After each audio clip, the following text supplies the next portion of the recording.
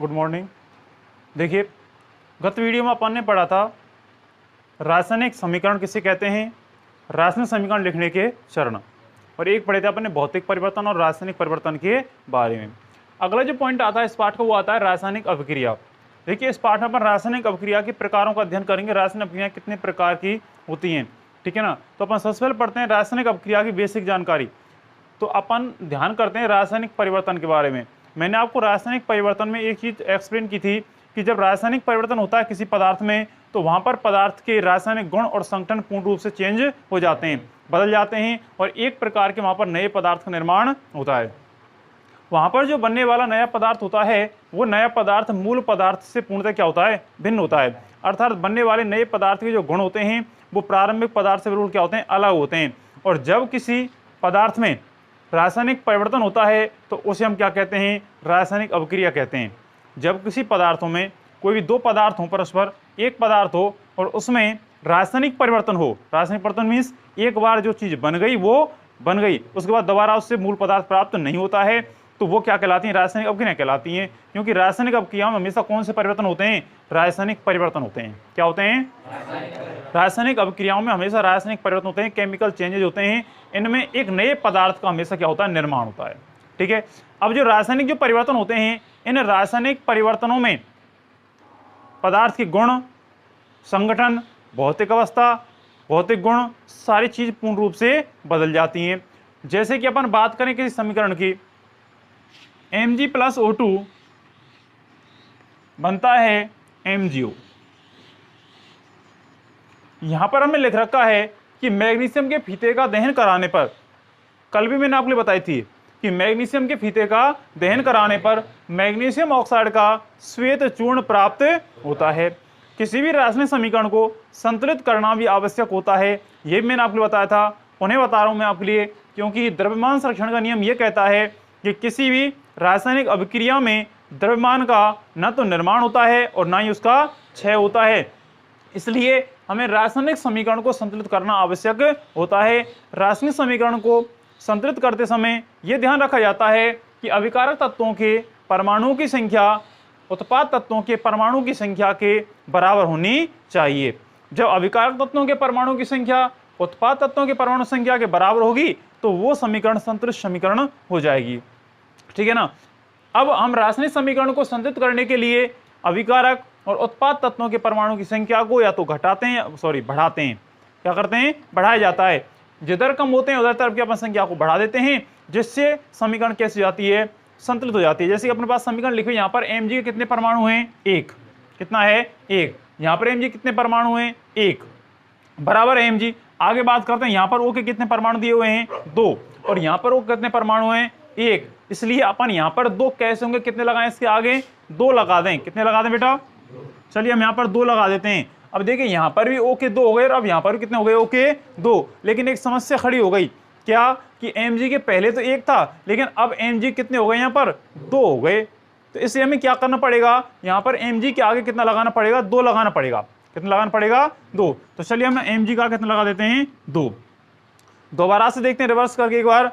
Mg के यहाँ पर कितने हैं, दो, Mg के यहाँ पर कितने हैं, बराबर है। आगे बात करते हैं O के कितने यहाँ पर, दो, और O के यहाँ पर कितने हैं, दो। अब हमारी समीकरण कैसी है, संतुलित है। अब हम आपके लिए बार बार बता रहे थे द्रव्यमान संरक्षण का नियम, द्रव्यमान संरक्षण का नियम, द्रव्यमान संरक्षण के नियम के अनुसार अभिकारक तत्वों और उत्पाद तत्वों का कुल द्रव्यमान बराबर रहता है। चलो इसको भी देख लेते हैं एक्सप्लेन करके। चलिए, C प्लस O2 बनता है CO2। कार्बन का दहन या कोयले का दहन, जब कार्बन का दहन होता है तो दहन होने पर कौन सी गैस बनती है, CO2 गैस बनती है। कौन सी गैस बनती है, CO2 गैस बनती है। चलो इसके द्रव्यमान को देख लेते हैं। देखिए, कार्बन का द्रव्यमान होता है 12, कितना होता है, 12। कार्बन का परमाणु द्रव्यमान कितना होता है, 12 होता है। ऑक्सीजन का परमाणु द्रव्यमान होता है 16, कितना होता है, 16 होता है। चलिए अभिकारक तत्वों का परमाणु द्रव्यमान निकाल लेते हैं, कुल कितना हो रहा है। तो देखिए, कार्बन का परमाणु द्रव्यमान कितना है, 12, प्लस ऑक्सीजन कितना है, 16, लेकिन ऑक्सीजन कितने परमाणु हैं, 2, तो 16 गुणा 2 निकालिए। 12 प्लस 16 दूनी 32, टोटल निकल के आ गया अब कितना, 44 44। तो इस समीकरण में अभिकारक तत्वों का परमाणु द्रव्यमान कितना है? 44। यदि समीकरण संतुलित है या फिर द्रव्यमान संरक्षण का नियम सही है तो इधर भी कितना आना चाहिए? इनका परमाणु द्रव्यमान 44 ही आना चाहिए, क्योंकि क्या कह रहा है नियम कि ना तो द्रव्यमान का निर्माण होता है और ना ही द्रव्यमान का क्षय होता है। निर्माण का मतलब यहां पर द्रव्यमान बढ़ जाना चाहिए, क्षय का मतलब घट जाना चाहिए, लेकिन ऐसा कुछ भी नहीं होता है, बराबर रहता है। देखते हैं, देखिए सी के कितने हैं? 12 गुणा नहीं प्लस आएगा, ओ का कितना है? 16, कितने परमाणु हैं? 2, तो 12 प्लस 16 दूनी 32, कितने है? 44। सही है साहब नियम? नहीं है सही? तो दोनों तरफ अभिकारक तत्वों और उत्पाद तत्वों में परमाणु की संख्या कुल कितनी होती है? द्रव्यमान कितना होता है उनका? 44 होता है। अतः हमें समीकरण को संतुलित करना आवश्यक होता है। ठीक है भाई, ये हो गई आपकी सामान्य जानकारी रासायनिक अभिक्रिया के बारे में। अब बात करते हैं रासायनिक अभिक्रियाओं के प्रकारों के बारे में। और रासायनिक अभिक्रिया के प्रकारों में हम सबसे पहले यहां पर अध्ययन करते हैं संयोजन अभिक्रिया का। देखिए बहुत सरल है यहां से, लेकिन आप समझते चलें, आपको यहीं पर याद हो जाएगा पूरी चीज। देखिए पहली अभिक्रिया आती है संयोजन अभिक्रिया।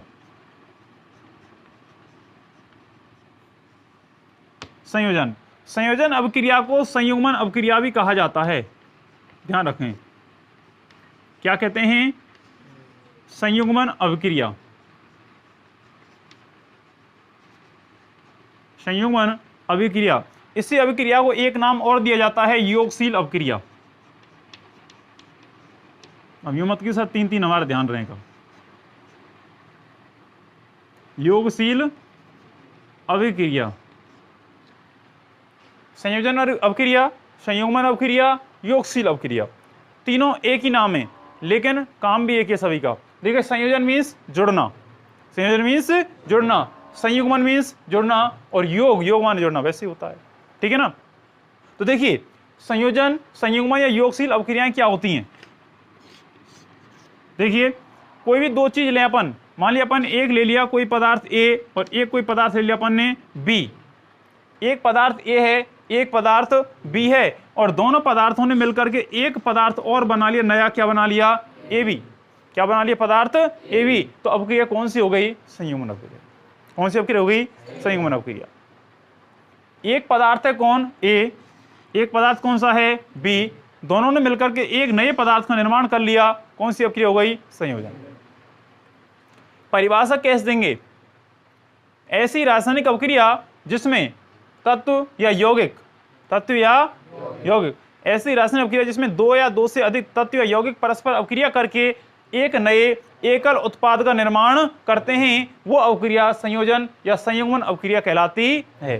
दोबारा सुने, ऐसी रासायनिक अभिक्रिया जिसमें दो या दो से अधिक, दो हो सकते हैं, दो से ज्यादा भी हो सकते हैं, दो या दो से अधिक तत्व या यौगिक परस्पर अभिक्रिया करके एक नए एकल उत्पाद का निर्माण करते हैं। एकल उत्पाद, ध्यान रखना, संयोजन अभिक्रिया में हमेशा पीछे तरफ एक ही उत्पाद मिलेगा, दूसरा नहीं मिलेगा।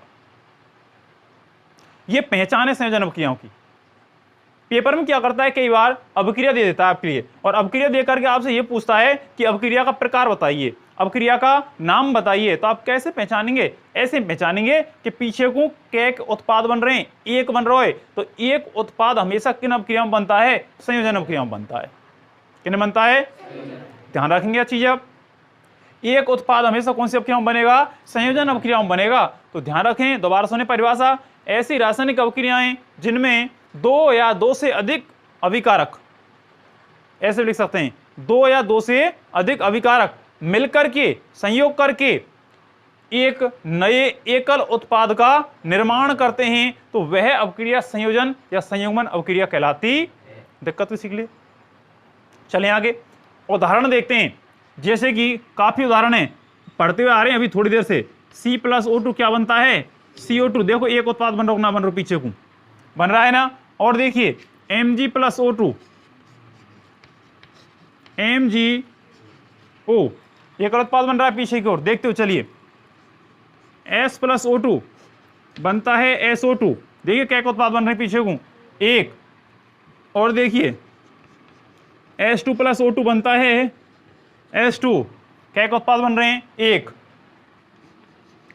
H2 प्लस Cl2, क्या का उत्पाद बनेंगे पीछे को? एक HCl। और देख लीजिए CaO प्लस H2O बनता है CaOH का होल ट्वाइस, क्या का उत्पाद बन रहे हैं पीछे को? एक। और देखेंगे N2 प्लस H2 बनता है NH3, कितने उत्पाद बन रहे हैं पीछे तरफ? एक। सभी एक उत्पाद निर्माण हो रहा है। अभिक्रिया कौन सी होगी? संयोजन अभिक्रिया होगी। कौन सी अभिक्रिया होगी? समीकरण संतुलित नहीं है, मैंने संतुलित नहीं किए।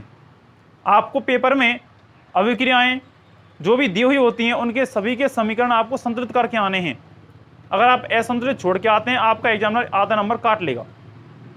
ठीक है, तो आपको संतुलित करनी है रासायनिक समीकरण। जैसे देखिए कार्बन का एक, यहाँ पर भी कार्बन का एक बराबर है। आगे चलिए, ऑक्सीजन के यहाँ कितने हैं? दो। ऑक्सीजन के यहाँ कितने हैं? दो। समीकरण संतुलित है। आगे चलिए, Mg कितने परमाणु यहाँ पर? एक।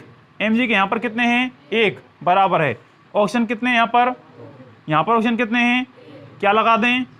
दो लगा दिया। अब चलिए Mg के कितने हैं यहाँ पे? दो, तो यहाँ पर Mg का कितने लगा देंगे? दो। चलें आगे। अब मैं थोड़ा स्पीड चल रहा हूँ क्योंकि समझा दिया मैंने आपके पहले। S के कितने यहाँ पर? एक। S के यहाँ पर कितने हैं? एक। O के कितने यहाँ पर? और O के यहाँ पर कितने हैं? बराबर है। आगे चलते हैं, H कितने परमाणु यहाँ पर? दो। H के यहाँ पर कितने हैं? बराबर है। O के कितने हैं यहाँ पर? दो। O के यहाँ पर कितने हैं? कितने लगा दें? लगा दिए दो। आगे देखिए, अब O के दो हो गए, O के यहाँ पर दो, लेकिन H के कितने गए यहाँ पर? चार। कितने हो गए भाई? H के दो दूनी चार रह गए और H के यहाँ पर कितने रह गए? दो, तो यहाँ कितने लगा दें? अब बराबर है। चलें आगे। यदि समझ नहीं है आप बता सकते हैं। H कितने यहाँ पर? दो, और H के यहाँ पर कितने हैं? एक, तो कितने लगा दें? दो लगा दिया। तो H के दो यहाँ पर भी और H के यहाँ पर भी दो। Cl के यहाँ पर दो, Cl के यहाँ पर कितने रहेंगे? दो। संतुलित समीकरण। उधर देखिए, Ca के कितने यहाँ पर? एक। यहाँ पर Ca के कितने परमाणु हैं? एक। O के कितने परमाणु यहाँ पर? दो। एक O ये रहा और एक O ये रहा, कितने हैं? दो। और यहाँ पर O के कितने परमाणु हैं? बताइए। दो हैं, क्योंकि होल ट्वाइस लग रहा है। सबकी संख्या कितनी होगी? दो। तो O के कितने परमाणु भैया यहाँ पे? दो। और O के यहाँ पर कितने हैं? दो। ऐसे ही H के कितने यहाँ पर? दो। H के यहाँ पर कितने हैं? दो। N के कितने यहाँ पर? दो। और N के यहाँ पर कितना है? एक। इसे कितना लगाएंगे? दो लगा दिए, दो हमने यहाँ पर। तो N के यहाँ पर भी दो और N के यहाँ पर भी दो। आगे देखते हैं, H कितने परमाणु यहाँ पर? दो। और H के यहाँ पर कितने हैं? छह। कितने हैं? तीन दूनी छह, तो कितना लगा दे इसके आगे? तीन। तो यहाँ पर तीन दूनी छह और यहाँ पर तीन दूनी छह, तो ये हो गई आपकी संयोजन अवक्रिया। कौन सी हो गई? संयोजन अवक्रिया या संयुग्मन अवक्रिया। दोबारा सुन लीजिए, ऐसी रासायनिक अवक्रिया जिसमें दो या दो से अधिक तत्व या यौगिक या दो या दो से अधिक अभिकारक परस्पर अवक्रिया करके एक नए उत्पाद का निर्माण करते हैं, तो वे अवक्रियाएं संयोजन अवक्रियाएं कहलाती। भाई किसी के लिए दिक्कत हो आप बता सकते हैं, नहीं मैं आगे चलता हूं। चलूं, चलिए आगे बात करते हैं दूसरी अवक्रिया के बारे में।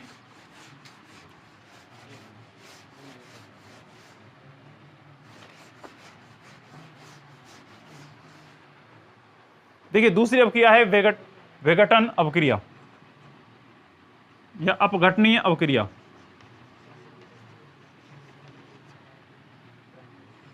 किताब में पहले विस्थापन दी हुई है, लेकिन समझाने की दृष्टि से मैं आपके लिए पहले अपघटनीय अवक्रिया समझा रहा हूं।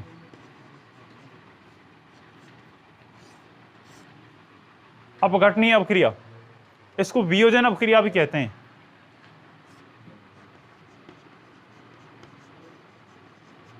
वियोजन अवक्रिया। देखिए अपघटनीय अवक्रिया जिसको अपन वियोजन अवक्रिया भी कहते हैं। अब मैंने यहां पर संयोजन के बाद ये क्यों लिया, किताब के साथ क्यों नहीं लिया है? क्योंकि वियोजन जो अवक्रिया होती है संयोजन अवक्रिया के विपरीत होती है। ठीक है, अपन अभी संयोजन पढ़ी, अब वियोजन पढ़ेंगे, तुरंत समझ में आ जाएगी अपने में। ठीक है, तो देखिए वियोजन अवक्रिया क्या होती है। अपन ने यहाँ पर अभी संयोजन अवक्रिया में ये चीज पढ़ी थी कि कोई भी दो अभिकारक हों और मिलकर क्या बना लें, एक नया पदार्थ बना लें, तब क्या कौन सी आ जाएगी? संयोजन आ जाएगी। ठीक है ना। लेकिन वियोजन में थोड़ा उल्टा होता है। उल्टा कैसे होता है कि इसमें कोई एक अभिकारक होता है, कोई एक अभिकारक होता है और ये टूट करके दो या दो से अधिक उत्पादों का निर्माण करता है कि उल्टी ना हुई? देखियो, उसको देखिए, इसको देखिए आप। इसमें कोई एक अभिकारक होता है और टूट करके दो या दो से अधिक सरल उत्पादों का निर्माण करता है और यह वियोजन अपक्रिया होती है ना। ये समझ में समझा रहा हूं मैं, विशेष टेंशन मत लो। किसे कहते हैं वियोजन अपक्रिया? ऐसी रासायनिक अपक्रिया जिसमें कोई एक अभिकारक टूटकर या वियोजित होकर के दो या दो से अधिक सरल उत्पादों का निर्माण करता है, तो उसे अपन क्या कहते हैं? वियोजन या अपघटनीय अपक्रिया। भाई वियोजन का मतलब होता क्या है? टूटना। अपघटन का मीन्स टूटना। तो ऐसी रासायनिक अपक्रियाएं जिनमें कोई एक अभिकारक टूटकर या वियोजित होकर के दो या दो से अधिक सरल उत्पादों का निर्माण करता है, तो वह अपक्रिया अपघटनीय या वियोजन अपक्रिया कहलाती। नहीं आया समझ में? आगे नहीं आप बता सकते हैं आप। ए बी टूट करके ए और बी दो सरल उत्पादों का निर्माण करता है। अब ये जो अपघटनीय अपक्रियाएं होती हैं, ये अपघटनीय अपक्रियाएं तीन प्रकार से होती हैं। कितने प्रकार से होती हैं? तीन प्रकार से होती हैं। एक होती है तापीय अपघटन, तापीय अपघटन या तापीय वियोजन। कई स्थान पर ये ऊष्मीय अपघटन या ऊष्मीय वियोजन भी लिखा हुआ मिलता है, कोई दिक्कत नहीं है, वो भी यही है, लिख देता हूं मैं, ऊष्मीय अपघटन या ऊष्मीय वियोजन। नेक्स्ट आता है विद्युत अपघटन।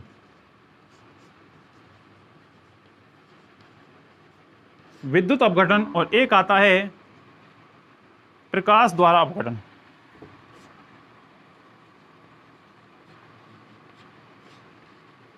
प्रकाश अपघटन।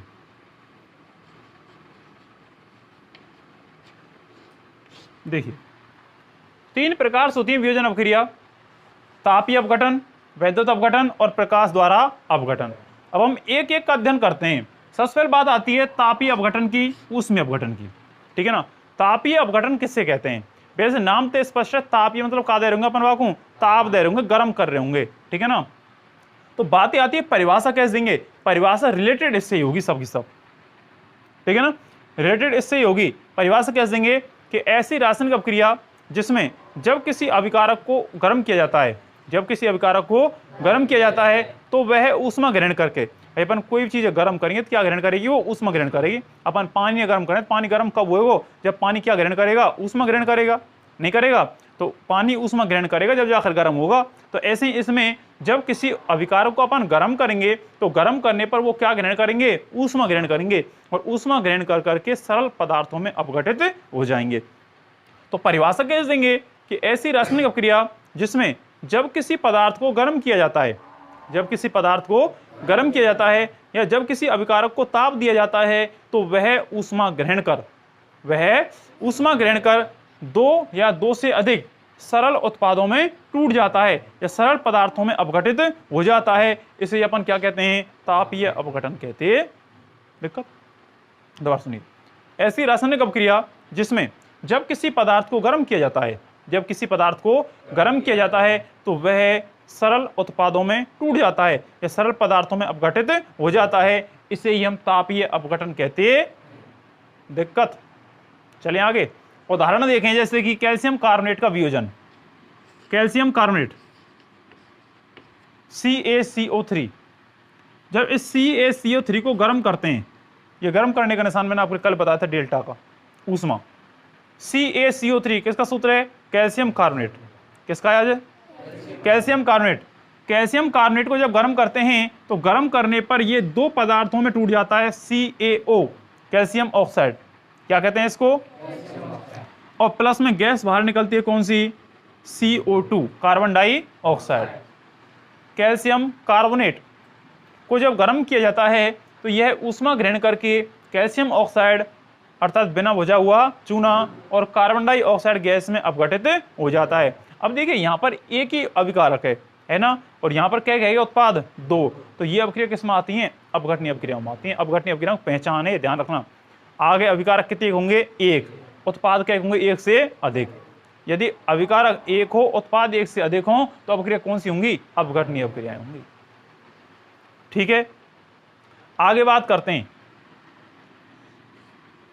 FeSO4 कहीं आते? फेरस सल्फेट या आयरन सल्फेट। जब फेरस सल्फेट या आयरन सल्फेट को गर्म किया जाता है तो गर्म करने पर यह Fe2O3 plus SO2 plus SO3 तीन उत्पादों में टूट जाता है। ध्यान रखें, अपने आप लाइन पा जाएंगे धीरे धीरे कौन कौन से कायम टूटेंगे। फिक्स रिएक्शन है पार्ट की, इनके बाहर कोई रिएक्शन ना जारी। FeSO4 आयरन सल्फेट गर्म करते हैं, iron oxide, sulphur dioxide gas और सल्फर ट्राइऑक्साइड गैस में अपघटित हो जाता है। सल्फर डाइऑक्साइड, दो लग रहा है, दो को डाई कहते हैं, तीन को ट्राई कहते हैं, तो सल्फर डाइऑक्साइड गैस और सल्फर ट्राइऑक्साइड गैस, और ये हो गया आयरन ऑक्साइड या फेरस ऑक्साइड। ठीक है, तीन उत्पादों में टूट जाता है। तो ये हो गई आपकी कौन सी अपक्रिया? अपघटनीय अपक्रिया। और अपघटनीय में कौन सी? तापीय अपघटन अपक्रिया। ठीक है, अगली बात आती है विद्युत अपघटन की। देखिए कोई दिक्कत ना आए, हमारी तापीय अपघटन हमने क्या दिया उसके लिए? ताप दिया। जब विद्युत अपघटन तो क्या प्रवाहित करेंगे? हमें विद्युत धारा प्रवाहित करेंगे। थोड़ा सा अंतर करना है परिभाषा में बेस। कैसे करेंगे कि ऐसी रासायनिक अपक्रिया जिसे अपन क्या प्रवाहित करें? विद्युत धारा प्रवाहित करें, और विद्युत धारा प्रवाहित करने पर वो सरल उत्पादों में टूट जाए तो अपक्रिया कौन सी हो जाएगी? विद्युत अपघटन अपक्रिया हो जाएगी। परिभाषा कैसे देंगे हम कि जब किसी पदार्थ की द्रवित या गलित अवस्था में, ये जोड़ना पड़ेगा भाई, अपने पास लोह है तो लोह कैसी पदार्थ है? ठोस पदार्थ है। अब तुम लोह में कितने विद्युत धारा प्रवाहित कर लो, कोई टूट जाएगा दो भागन में? कभी ना टूटे। टूटेगा? नहीं टूटेगा। कोई भी पदार्थ विद्युत धारा के द्वारा अपघटित कब होता है? जब उसकी अवस्था कैसी होती है? द्रवित अवस्था होती है। कैसी अवस्था होती है? द्रवित या गलित अवस्था होती है। जब जाकर के वो दो पदार्थों में वियोजित आसानी से हो जाता है। तो परिभाषा की शुरुआत में जोड़ना पड़ेगा अपन लिए कि जब किसी पदार्थ की द्रवित या गलित अवस्था में, जब किसी पदार्थ की द्रवित या गलित अवस्था में विद्युत धारा प्रवाहित की जाती है। क्या प्रवाहित की जाती है?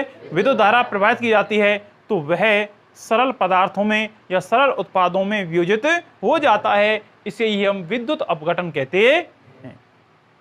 दोबारा सुने, जब किसी पदार्थ की द्रवित या गलित अवस्था में, जब किसी पदार्थ की द्रवित या गलित अवस्था में विद्युत धारा प्रवाहित की जाती है, विद्युत धारा प्रवाहित की जाती है, तो वह सरल उत्पादों में टूट जाता है। इसे ही हम विद्युत अपघटन कहते हैं। उदाहरण देखें, जैसे कि जल का विद्युत अपघटन। जल का सूत्र क्या होता है? H2।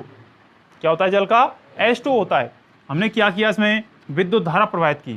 क्या प्रवाहित की? तो हम कहां पर लिखेंगे विद्युत धारा? तीर के निशान के ऊपर। ध्यान करो, नियमन ने जो समझाया मैंने आपके लिए।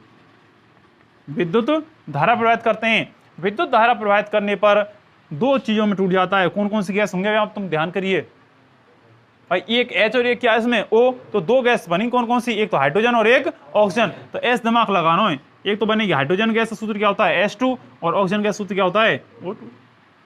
समीकरण संतुलित कर लो।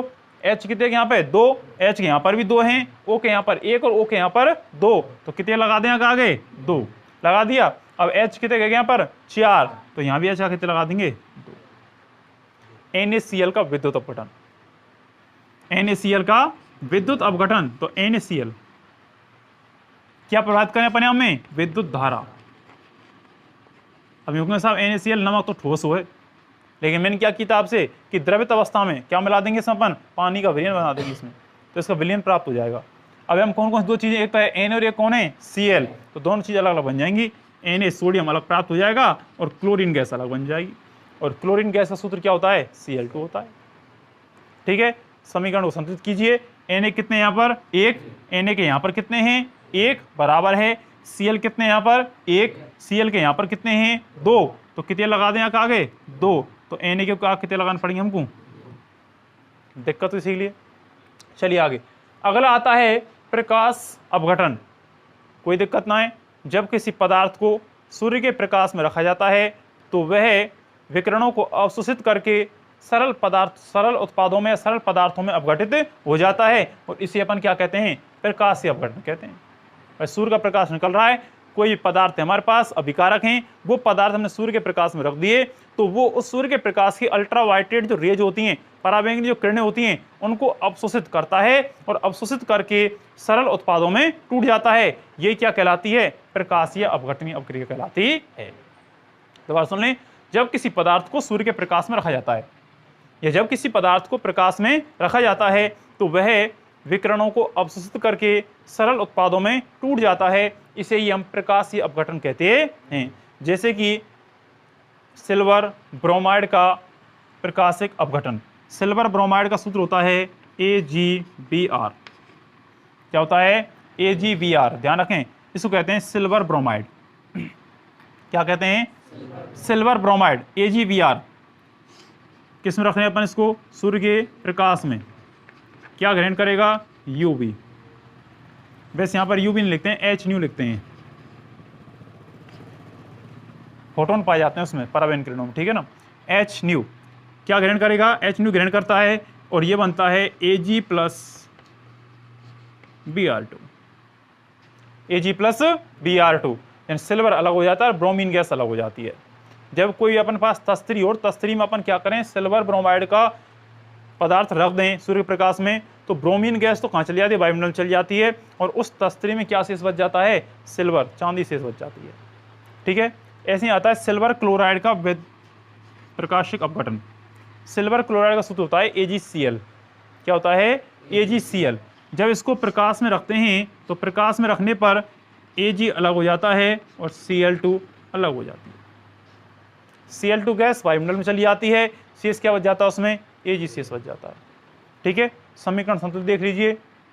Ag के 1, Ag का 1, Br का 1, Br के 2, कितने लगा दें आगे?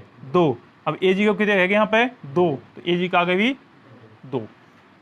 Ag के 1, Ag का 1, Cl का 1, Cl के 2, कितने लगा दें? 2, तो Ag का आगे भी 2।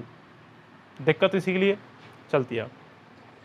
अब पढ़ते हैं अपन विस्थापन अपक्रिया के बारे में, कि विस्थापन अपक्रिया क्या चीज होती है।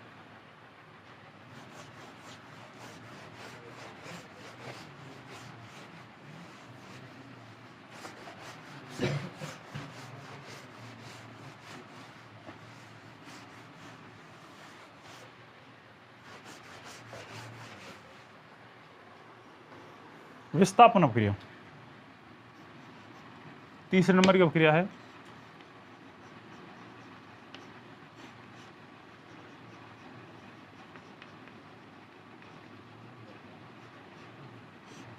देखिए विस्थापन अपक्रिया क्या होती है। विस्थापन अपक्रिया में क्या होता है कि कोई भी एक पदार्थ होता है, जैसे कोई पदार्थ है AB।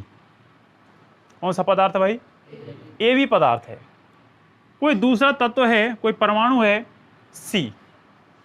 क्या है दूसरा? C। ये परस्पर अपक्रिया करते हैं। इनमें सिस्टम क्या होता है कि जो दो तत्व होते हैं, परमाणु परमाणु का जो समूह होता है, उनमें एक की क्रियाशीलता अधिक होती है और एक की क्रियाशीलता कम होती है। ठीक है ना। जिसकी क्रियाशीलता अधिक होती है वो कम क्रियाशील तत्व को उसके यौगिक से हटा देता है या विस्थापित कर देता है। जैसे कि यहां पर A पर प्लस आवेश है और B पर क्या है? माइनस आवेश। C पर प्लस आवेश, अकेला है, प्लस आवेश होगा। यहां पर C की क्रियाशीलता यदि अधिक है तो ये C अपने से कम अपक्रियाशील तत्व कौन सा है? A। इसको यहां से हटा देगा और हटाकर क्या बना लेगा? ये CB। क्या बना लेगा? CB। और इसको हटा करके दूर फेंक देगा कि चलते रहे, यहां पर कोई काम नहीं, दूर भागें। तो सिस्टम वही है कि क्लास में दो विद्यार्थी बैठे हुए हैं, एक विद्यार्थी आगे है और एक पीछे है। आगे जो विद्यार्थी है वो बेचारा हल्का है, कमजोर है बेचारो। पीछे जो बैठा है वो थोड़ा बलवान है, तो अगले वाले को उठाकर पीछे फेंको, तू हट, मैं बैठूंगा यहाँ पे। वही सिस्टम है यहाँ पर। एक ही क्रियाशीलता कम, बेचारा कमजोर आदमी है। C दादा ज्यादा, इसको यहाँ से हटाकर फेंक दे, तो दूर भाग, C के पास मैं रहूंगा। तो वो सिस्टम है। परिभाषा कैसे देंगे कि ऐसी रासायनिक अपक्रिया जिसमें एक यौगिक के परमाणु या परमाणु के समूह में से दूसरे तत्व का जो परमाणु होते हैं वो उसको यहां से क्या कर देते हैं? विस्थापित कर देते हैं और अपना यौगिक बना लेते हैं। अर्थात ऐसी रासायनिक अपक्रियाएं जिनमें एक तत्व दूसरे तत्व को उसके यौगिक से हटा देता है या विस्थापित कर देता है, तो वे अपक्रियाएं विस्थापन अपक्रियाएं कहलाती हैं। दोबारा सुन लीजिए, कई कक्षाओं से पढ़ते आ रहे हैं विस्थापन अपक्रिया परिभाषा। ऐसी रासायनिक अपक्रिया जिसमें एक तत्व दूसरे तत्व को उसके यौगिक से हटा देता है या विस्थापित कर देता है तो वे विस्थापन अपक्रियाएं कहलाती हैं। और सुन लीजिए एक बार, ऐसी रासायनिक अपक्रियाएं जिनमें एक तत्व दूसरे तत्व को उसके यौगिक से हटा देता है या विस्थापित कर देता है तो वे अपक्रियाएं विस्थापन अपक्रियाएं कहलाती हैं। पर उदाहरण देखें, जैसे कि FeSO4 plus Zn, FeSO4 plus Zn, iron sulphate किससे क्रिया करता है? जिंक से। किससे क्रिया करता है? जिंक से। जब आयरन सल्फेट जिंक से अभिक्रिया करता है तो ये बना लेता है ZnSO4 plus Fe, ZnSO4 plus Fe, zinc sulphate बना लेता है और क्या बनता है? आयरन अलग हो जाता है, क्योंकि यहाँ पर जिंक की क्रियाशीलता अधिक होती है और आयरन की क्रियाशीलता कम होती है। ठीक है। और देख रिएक्शन जैसे कि CuSO4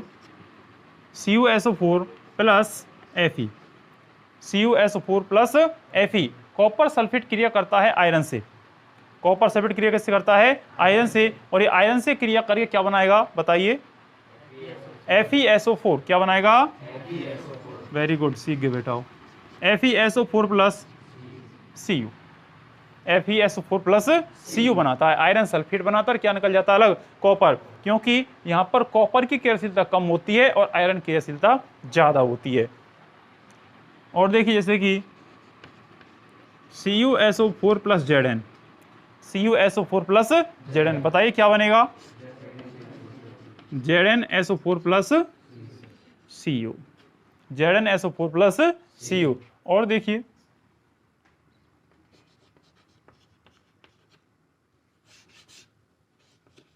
FeSO4 प्लस Cu, बताइए क्या बनेगा? शाबाश है होशियार। अब क्रिया संपन्न नहीं होगी, अब क्रिया संपन्न नहीं होगी, क्योंकि मैं यहाँ पर तीन तत्वों को लेकर चल रहा हूं, ZnFeCu, ZnFeCu। ध्यान रखें यहाँ पर जिंक सबसे अधिक अपक्रियाशील होता है इनमें से, Fe उससे कम क्रियाशील होता है और Cu सबसे कम अपक्रियाशील होता है। सबसे ज्यादा क्रियाशील किसकी है इनमें? जिंक की। सबसे कम कौन की है? Cu की। और Cu ज्यादा कौन की है? Fe की। और Fe तो ज्यादा कौन की है? जिंक की। इसलिए जिंक Fe को विस्थापित कर सकता है, जिंक Cu को विस्थापित कर सकता है। ठीक है ना? जिंक जो है Fe को विस्थापित कर सकता है और Cu को विस्थापित कर सकता है। ठीक है ना? लेकिन कॉपर ना तो Fe विस्थापित कर सके ना जिंक विस्थापित कर सके, सबसे कमजोर बच्चा है। ठीक है। Fe जो है, Fe की बात करें तो Fe Cu को तो विस्थापित कर सकता है लेकिन जिंक को विस्थापित नहीं कर सकता है। तो ध्यान रखें, Zn, Fe और Cu, जिंक दोनों को विस्थापित कर सकता है, Fe केवल कॉपर को विस्थापित कर सकता है और कॉपर किसी को विस्थापित नहीं कर सकता है। ठीक है ना? क्यों? क्योंकि जिंक की क्रियाशीलता सबसे अधिक है, Fe की उससे कम है, Cu की उससे भी कम है। मैं आपके लिए पढ़ाऊंगा अभी सक्रियता श्रेणी आगे, वहां पर आएंगी ये सारी चीजें। ठीक है ना? तो ये हो गया आपकी अपक्रियाएं। और जब ऐसी कंडीशन आए आपके सामने कि Fe को या Zn को हटाना पड़े किसको? Cu के साथ में, तो वे अपक्रियाएं संपन्न नहीं होती। पेपर में कई बार क्या कंफ्यूज करने के लिए ऐसी रिएक्शन दे देता है कि उक्त अपक्रिया को पूर्ण कीजिए। कुछ बच्चे क्या ओवर माइंड होते हैं, सोचें यार कितनी सरल समीकरण आई है विस्थापन अपक्रिया की, इसको अपन कर देते हैं, यहां से तुरंत बनाएंगे CuS4 प्लस Fe। लेकिन ध्यान रखें कि जो तत्व जिस तत्व को हटा रहा है वो उससे अधिक अपक्रियाशील है या फिर कम अपक्रियाशील तत्व है। हटने वाला तत्व यदि कम अपक्रियाशील तत्व है तो आसानी से अपक्रिया संपन्न हो जाएगी। यदि हटने वाला तत्व अधिक अपक्रियाशील तत्व है तो वो अपक्रियाएं संपन्न नहीं होती हैं। उनकी आंसर में लिखा जाता है कि ये अपक्रियाएं संपन्न नहीं होगी क्योंकि यहां पर Cu की क्रियाशीलता Fe की क्रियाशीलता से कम है। ठीक है ना? चलिए आगे बात करते हैं। एक प्रयोग है इसमें आपके हम छोटा सा, ज्यादा एक्सप्लेन तो नहीं किया गया है लेकिन मैं आपके लिए बता देता हूं फिर भी। क्या करते हैं, एक प्रश्न लेते हैं, एक टेस्ट ट्यूब लेते हैं,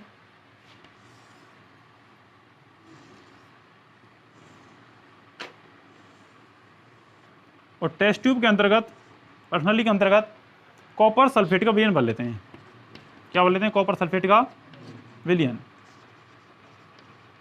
CuS4 भर लेते हैं इसमें। ठीक है।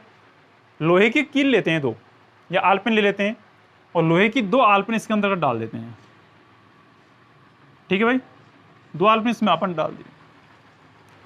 कुछ समय पश्चात इन आलपिनों को निकाल कर देखते हैं अलग, और इस विलयन के रंग को देखते हैं, तो विलयन का कॉपर सल्फेट के विलयन का जो रंग होता है वो होता है नीला। कैसा होता है? नीला।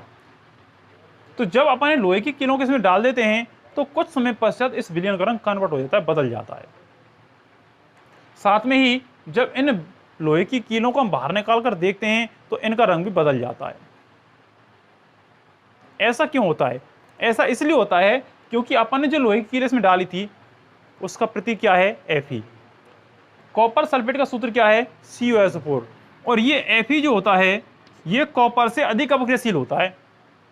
ये Fe कॉपर से अधिक अपक्रियाशील होता है, इसलिए इसके यौगिक से इस Cu को विस्थापित कर देता है और क्या बना लेता है? FeSO4 बना लेता है। इसलिए इस विलयन का रंग बदल जाता है और इन लोहे की कीलों का भी रंग क्या हो जाता है? चेंज हो जाता है। ठीक है ना? कक्षा 8 में था शायद ये प्रयोग। चलिए आगे बात करते हैं। अगला आता है द्विविस्थापन अपक्रियाएं। किससे? Ca। अभी एक मिनट रुको। देखिए सक्रियता श्रेणी समझाता हूं मैं आपके पहले। सक्रियता श्रेणी किसे कहते हैं? सक्रियता श्रेणी किसे कहते हैं? मैं आपको अभी बता रहा था कि कुछ तत्वों की अपक्रियाशीलता अधिक होती है और कुछ तत्वों की अपक्रियाशीलता कम होती है। रसायनज्ञों ने क्या किया कि रसायनज्ञों ने धातुओं को उनकी क्रियाशीलता के बढ़ते हुए क्रम में व्यवस्थित कर दिया। तो धातुओं को उनकी क्रियाशीलता के बढ़ते क्रम में व्यवस्थित करने पर जो श्रेणी हमें प्राप्त होती है वो सक्रियता श्रेणी कहलाती है। सक्रियता श्रेणी जो बनाई गई थी उसमें सबसे ऊपर नाम आता है K का, फिर Na, फिर Ca, फिर Mg, फिर Zn, फिर Fe, फिर Pb, फिर H, Cu, Hg, Au, Ag और Ag। नाम सुनिए: potassium, sodium, calcium, magnesium, zinc, लोहा, सीसा, हाइड्रोजन, कॉपर, सीसा, Ag सिल्वर, रजत जिसको अपन कहते हैं चांदी, और Au कहते हैं सोने को, और ठीक है ना। यहां पर सॉरी Hg मरकरी पारा है, ध्यान रखना ये पारा है, सीसा का Pb है। यहां पर जो H से ऊपर की धातुएं हैं ये हाइड्रोजन से अधिक क्रियाशील होती हैं। H से जो ऊपर की धातुएं हैं ये हाइड्रोजन से अधिक अपक्रियाशील होती हैं, जबकि नीचे वाली जो धातु होती हैं ये H से कम अपक्रियाशील होती हैं।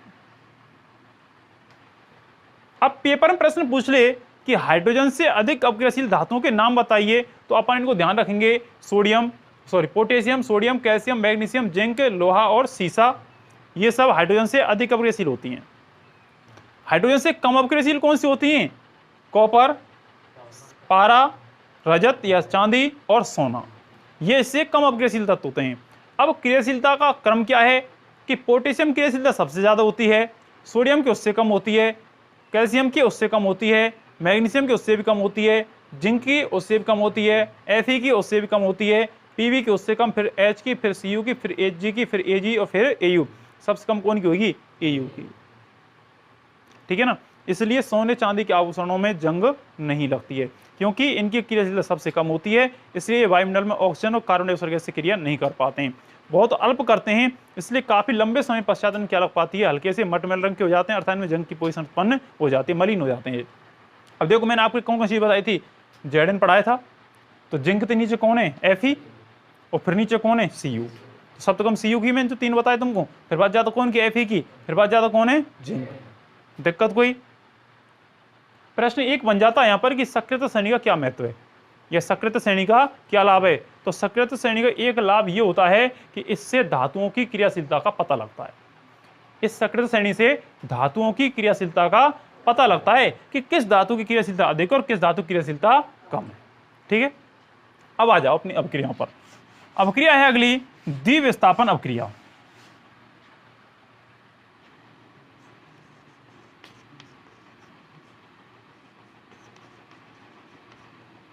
द्विविस्थापन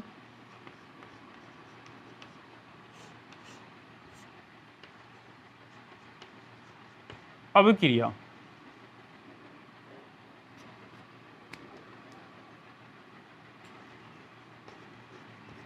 द्विविस्थापन अपक्रिया। देखिए द्विविस्थापन अपक्रिया क्या है। पहले पढ़िए अपन विस्थापन, और विस्थापन में एक तत्व ने दूसरा तत्व हटाया होगा केवल। ठीक है ना। लेकिन यहाँ पर दी माने दो, अर्थात किन्हीं दो तत्वों के परमाणुओं का आपस में क्या होगा, स्थानांतरण होगा। कैसे होगा समझा रहा हूं, फिर मैं आपको देख लीजिए। जैसे एक यौगिक है ए बी, एक यौगिक कौन सा है ए बी, दूसरा कौन सा है सी डी, दूसरा कौन सा है सी डी। द्विविस्थापन अभिक्रिया है तो दो तत्वों के परमाणु या परमाणुओं का समूह का आपस में क्या होगा, स्थानांतरण होगा, विस्थापन होगा। तो देखिए ए पर प्लस आवेश है, बी पर माइनस आवेश, ऐसे ही सी पर प्लस और डी पर माइनस। जो भी अपन यौगिकों के सूत्र लिखते हैं उनमें आगे वाले पर प्लस आवेश होता है, पीछे वाले पर माइनस आवेश होता है। तो देखिए यहाँ पर ए पर प्लस आवेश है और सी पर प्लस, बी पर माइनस, डी पर माइनस। तो यहाँ पर ये एक क्रिया करता है इसके सी डी से और ये डी सी क्रिया करता है इसके डी से। क्या बनाएगा, ये बी क्रिया करके सी से बनाएगा सी बी, क्या बनाएगा सी बी, हमेशा प्लस वाला पहले आएगा। और ये ए इस डी से क्रिया कर क्या बनाएगा एडी, क्या बनाएगा एडी बनाएगा। मतलब एक दूसरे में आपस में परमाणु या परमाणु समूह स्थानांतरित हो जाएंगे। परिभाषा कैसे देंगे, ऐसी रासायनिक अभिक्रिया जिसमें किन्हीं दो यौगिकों के मध्य परस्पर परमाणु या परमाणु के समूह का स्थानांतरण होता है तो वे अभिक्रियाएं क्या कहलाती हैं, द्विविस्थापन अभिक्रियाएं कहलाती हैं। ऐसी रासायनिक अभिक्रियाएं जिनमें परस्पर दो यौगिकों के मध्य परमाणु या परमाणु के समूह का स्थानांतरण होता है तो वो अभिक्रियाएं कौन सी कहलाती हैं, द्विविस्थापन अभिक्रियाएं कहलाती हैं। जैसे कि उदाहरण ले रहा हूं मैं यहाँ पर, copper sulphate CuSO4 plus NaOH, CuSO4 plus NaOH। देखिए CuSO4 copper sulphate, NaOH sodium hydroxide. देखिए कॉपर सल्फेट Cu पर प्लस आवेश है, SO4 पर माइनस आवेश है।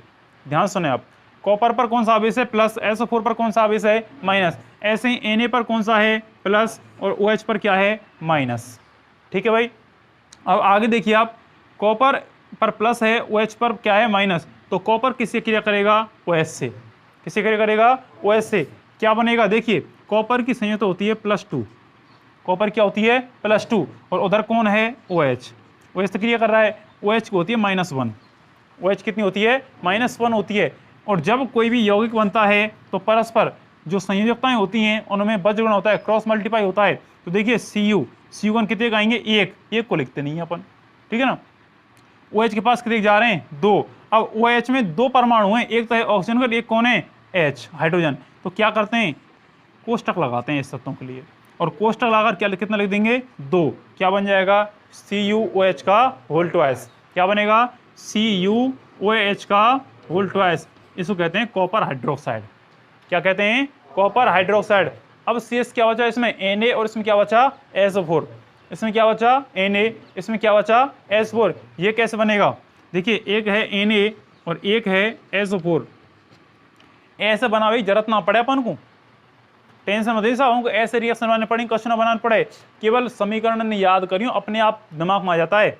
जब अपन समीकरण लिखते हैं ना तो अपने आप दिमाग सेट हो जाता है कि जब कॉपर सल्फेट और NaOH क्रिया करेंगे तो क्या बनेगा, क्योंकि कॉपर क्रिया करेगा OH से तो तुरंत दिमाग में आ जाएगा क्या बनेगा, कॉपर हाइड्रोक्साइड बनेगा और सूत्र क्या होता है CuOH का होल ट्वाइस। अब जैसे NaSO4 से क्रिया करेगा, हमारे खूब ध्यान है Na2SO4 बनता है। क्यों, क्योंकि रिएक्शन दिमाग में सेट है, कई बार पढ़ ली कई बार पढ़ा दी, ठीक है ना। जब बार बार आप अध्ययन करेंगे समझेंगे तो आपके दिमाग अपने आप सेट हो जाएगा, कुछ बनाना ना पड़ेगा। जैसे रिएक्शन लिखेंगे तो आगे अपने आप बना के लिख देंगे। अब बने को कैसे देख लीजिए आप, Na की संयोजकता होती है +1, कितनी होती है +1, और SO4 की होती है -2। S4 कितनी होती है -2। अगर संयोजकता निकालना नहीं जानते हो, वैसे मैंने आपको सिखा दिया है, यदि आप नहीं जानते हो तो मैंने वीडियो डाल रखी है कक्षा 8 की चैनल पर, शुरुआत की कक्षा 8 की तो वीडियो डाली है मैंने, वीडियो नंबर 2 है शायद, उसमें आप देखना, वहाँ पर मैंने आपको संयुक्ता निकालना सिखाया है वीडियो में, ठीक है ना। तो देखिए Na कितनी है +1 और S4 कितनी है -2। जब क्रॉस मल्टीप्लाई होगा तो देखिए Na के पास कितने आएंगे 2, तो कितने कह जाएगा Na2, और S4 कितने जाएंगे 1, जितना अपन लिखे ना सूत्र का जाएगा Na2SO4। तो प्लस में लिख दिया हमने यहाँ पर Na2SO4, Na2SO4। देखिए कॉपर सल्फेट और NaOH जब क्रिया करते हैं तो कॉपर हाइड्रोक्साइड और सोडियम सल्फेट का निर्माण होता है। क्या बनता है, सोडियम सल्फेट बनता है। अब साहब ये द्विविस्थापन अभिक्रिया कैसे आएगी, ये द्विविस्थापन अभिक्रिया ऐसे आएगी कि देखिए एक तत्व ये था कॉपर और एक तत्व कौन सा है, सोडियम। सोडियम ने इसको विस्थापित कर दिया और कॉपर ने इसको विस्थापित कर दिया, तो दो तत्वों को विस्थापन हुआ आपस में, तो अभिक्रिया कौन सी आएगी, द्विविस्थापन अभिक्रिया। कौन सी आएगी, और देख लीजिए समीकरण एक, जैसे कि NaCl plus BaSO4, NaCl plus BaSO4 ये है सोडियम क्लोराइड और ये क्या है, बेरियम सल्फेट। क्या है ये, बेरियम सल्फेट। बताइए क्या बनेगा। देखिए Na क्रिया करेगा किससे, SO4 से। वही Na यहाँ पर SO4 से क्रिया कर रहा था, क्या बना रहा था, Na2SO4। क्या बनेगा, Na2SO4 प्लस ये Ba क्रिया करेगा Cl से। Ba किससे क्रिया करेगा, Cl से, ये बनाएगा BaCl2 बेरियम क्लोराइड। क्या बनाएगा, बेरियम क्लोराइड BaCl2, क्योंकि Ba की संयोजकता होती है +2 और Cl की होती है -1, इसलिए क्या बनता है, BaCl2। तो ध्यान रखें, सोडियम क्लोराइड जब बेरियम सल्फेट से क्रिया करता है तो बनता है सोडियम सल्फेट और क्या बनता है, बेरियम क्लोराइड बनता है। तो ये अभिक्रियाएं कौन सी हैं, द्विविस्थापन अभिक्रियाएं हैं। कौन सी अभिक्रियाएं हैं, द्विविस्थापन अभिक्रियाएं। इनमें किन्हीं दो तत्वों के परमाणुओं के आपस में क्या होता है, स्थानांतरण होता है। तो ये अभिक्रिया हो गई अब कौन सी, द्विविस्थापन अभिक्रियाएं। एक रिएक्शन और दे रखी है, देख लो, AgNO3KCl। देखिए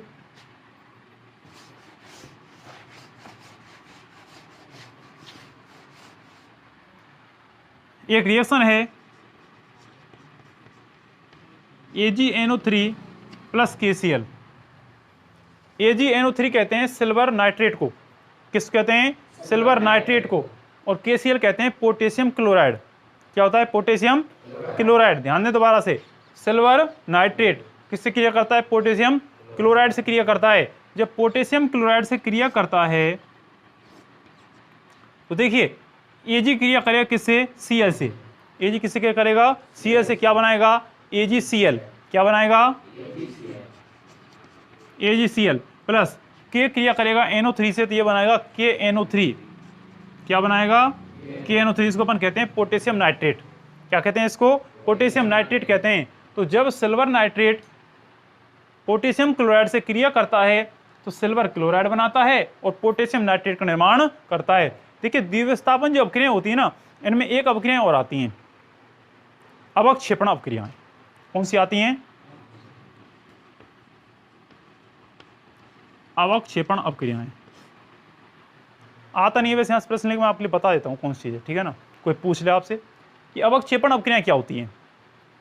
ये ऐसी रासायनिक अभिक्रियाएं होती हैं कि अपन क्या करें, कोई परखनली लें, ठीक है ना, और उस परखनली में सिल्वर नाइट्रेट डाल दिया अपन ने।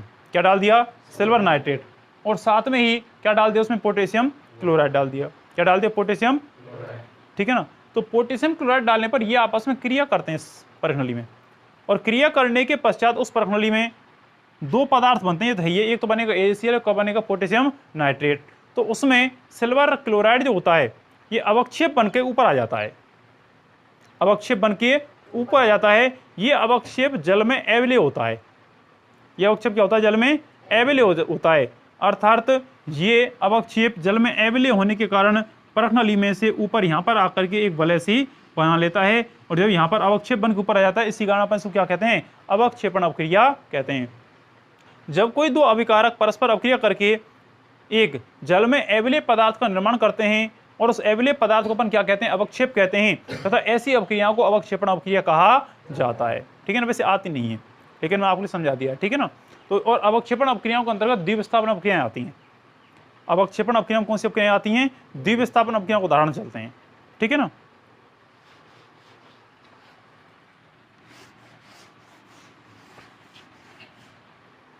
बच के गए